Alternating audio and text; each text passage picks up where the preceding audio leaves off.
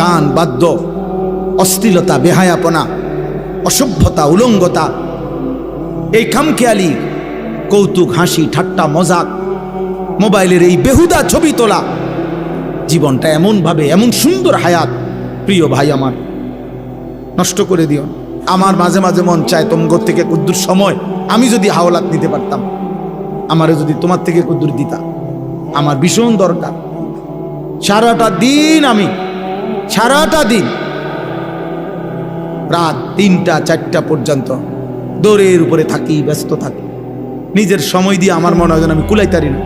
আমার যদি কেউ তার থেকে কুদ্দুর সময় হাওলাত দিত, প্রায় আমার এটা মনে হয় যদি আমি কারো কাছ থেকে একটু সময় পাইতাম, আমার একটু উপকার হতো।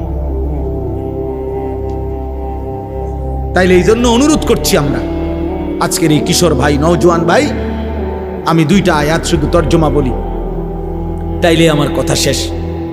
আল্লাহ তাআলা এখানে বলছেন, মক্কার একজন কুরাইশ, নজর ইবনে হারেস, কাফের সর্দার, সে নবীজির দিবানিশি বিরোধিতা করত।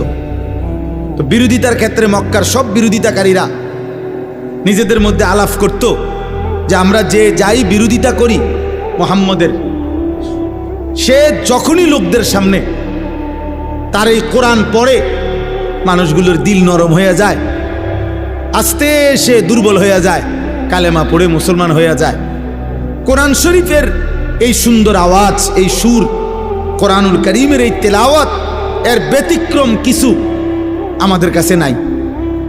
তখন এই মক্কার কুরাইশ কাফের নজর ইবনে হারেস, সে ব্যবসার জন্য গেছিল ইরান, মানে পারস্য, ইরান দেশে।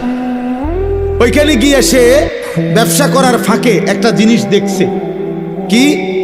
সে দেখলো যে ওইখানে বিকাল হইলে, অবসর টাইমে লোকেরা মজমা জমাইয়া বসে, মানে গোল হইয়া, আর একজন গায়িকা, নর্তকী, যে বাদ্যের তালে তালে, বাদ্যযন্ত্রের ঝংকারের তালে তালে সে নাচে, গান গায়, আর সুরে সুরে পুরানা দিনের কিচ্ছা কাহিনী এগুলো সুরে সুরে বলে। আর আশেপাশের লোকগুলো একদম মৌমাছির মতো চাক দইরা তার দিকে তাকাইয়া থাকে। তার শরীর, তার যৌবন, নারীর দেহ, গায়িকার নাচ, গান, বাদ্যযন্ত্র, এগুলোর থেকে মজা পায়।